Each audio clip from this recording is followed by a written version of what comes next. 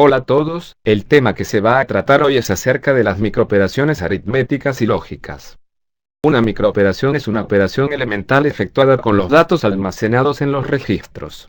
Las microoperaciones que se encuentran con mayor frecuencia en las computadoras digitales se clasifican en 4 categorías. Primero, microoperaciones de transferencia de registros que transfieren información binaria de un registro a otro.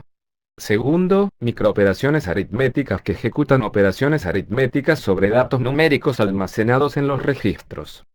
Tercero, microoperaciones lógicas que ejecutan operaciones de manipulación de bits sobre datos no numéricos almacenados en registros. Cuarto, microoperaciones de corrimiento que ejecutan operaciones de corrimiento sobre los datos almacenados en los registros. Este tipo de microoperación no cambia el contenido de la información cuando la información binaria pasa del registro fuente al registro destino. Los otros 3 tipos de microoperaciones cambian el contenido de la información durante la transferencia. En esta sección presentamos un conjunto de microoperaciones aritméticas. En las 2 siguientes secciones presentamos las microoperaciones lógicas y de corrimiento. Las microoperaciones aritméticas básicas son suma, resta, incremento, decremento y corrimiento. Los corrimientos aritméticos se explican más tarde junto con las microoperaciones de corrimiento. La microoperación aritmética definida por el enunciado R3 menos RI más R2 especifica una microoperación de suma. Declara que el contenido del registro RI se suma al contenido del registro R2 y que la suma se transfiere al registro R3. Para implantar este enunciado con hardware necesitamos 3 registros y el componente digital que ejecuta la operación de suma. Las otras microoperaciones aritméticas básicas se listan. La resta se lleva a cabo con mayor frecuencia, mediante la complementación y la suma. En lugar de usar el operador menos, podemos especificar la resta mediante el siguiente enunciado R3 menos RI más R2 más 1. R2 es el símbolo para el complemento A1 de R2. Sumar 1 al complemento A1, produce el complemento A2. Sumar el contenido de RI al complemento A2 de R2, es equivalente a RI, R2. Las microoperaciones de incremento y decremento se representan mediante las operaciones más 1 y menos 1, respectivamente. Estas microoperaciones se implantan con un circuito combinacional o con un contador binario descendente. Las operaciones aritméticas de multiplicar y dividir. Estas 2 son operaciones aritméticas válidas, pero no se incluyen en el conjunto básico de microoperaciones. El único lugar donde estas operaciones pueden considerarse como microoperaciones es en un sistema digital, donde se ejecutan mediante un circuito combinatorio. En tal caso, las señales que realizan estas operaciones se propagan por las compuertas y el resultado de la operación se puede transferir a un registro destino mediante un pulso de reloj, tan pronto como la señal de salida se propaga por el circuito combinatorio. En la mayoría de las computadoras, la operación de multiplicación se efectúa con una secuencia de microoperaciones de suma y de corrimiento. La división se ejecuta con una secuencia de microoperaciones de resta y de corrimiento.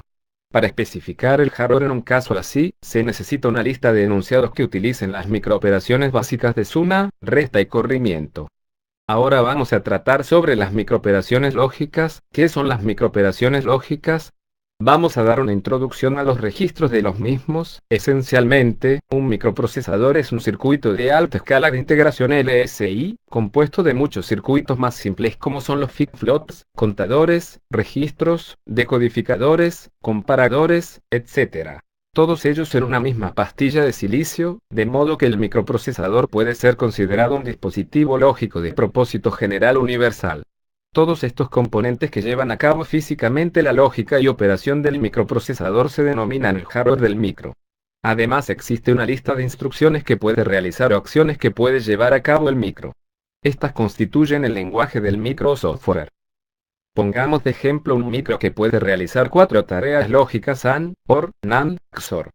Estas 4 acciones serían el lenguaje del micro y a cada una le corresponderá una combinación binaria de 2 dígitos. En este ejemplo se puede ver claramente lo que es un microprocesador. Las señales de control son las que ejecutan cada una de las 4 instrucciones que el micro puede realizar. Los datos se presentan en las líneas A y B. Sin embargo, en la actualidad se requiere que un sistema cuente con una unidad de control, unidad aritmético-lógica y algunos registros para que se le pueda denominar microprocesador.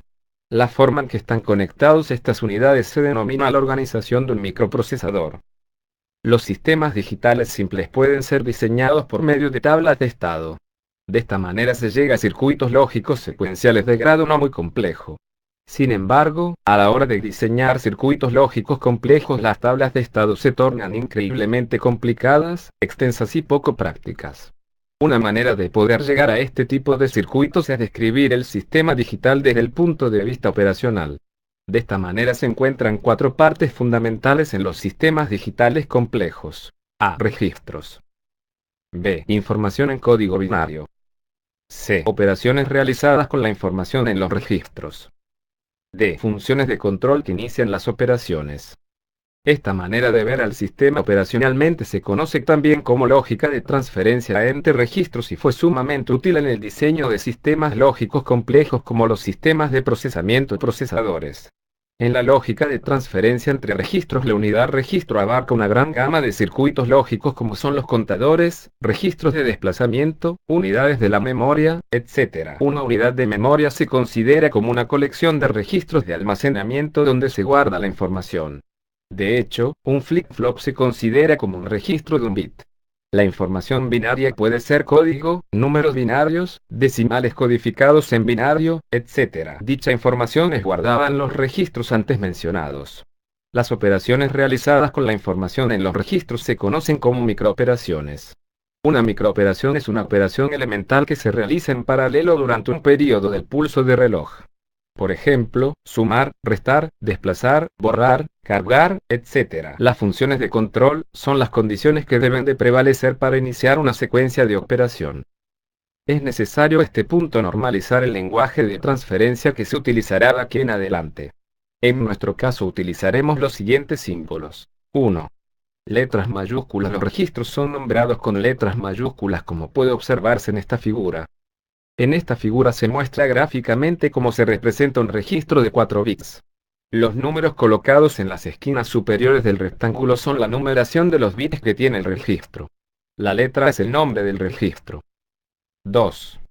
Subíndices. En ocasiones es necesario conocer la información de cada uno de los bits de manera singular. Para estos casos se puede dividir el registro en cada una de sus celdas numerándolas con subíndices.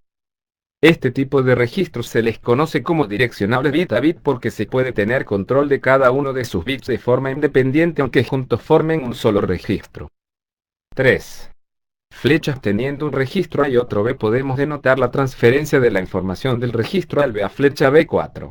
2 puntos. Para que esta transferencia pueda llevarse a cabo es claro que se necesita que las salidas del registro A deben estar físicamente conectadas con las entradas del registro B y no es eso lo único que se necesita. Cada una de las operaciones realizadas entre los registros necesitan, como ya hemos mencionado antes, de una función de control. Por ejemplo, podría ser lo que nos indica la expresión anterior es que se necesita que la expresión xt2 sea verdadera para que pueda darse la transferencia. Esto es, x debe tener un valor 1 lógico y también t2. ¿Cómo puede implementarse esto electrónicamente? Como puede observarse en la figura, existe una parte de control para determinar en qué momento se lleva a cabo la transferencia de información. Si solo x tiene un valor 1, el circuito de control no manda señal de carga al registro B. Es necesario que ambos, x y t2, tengan valores de 1.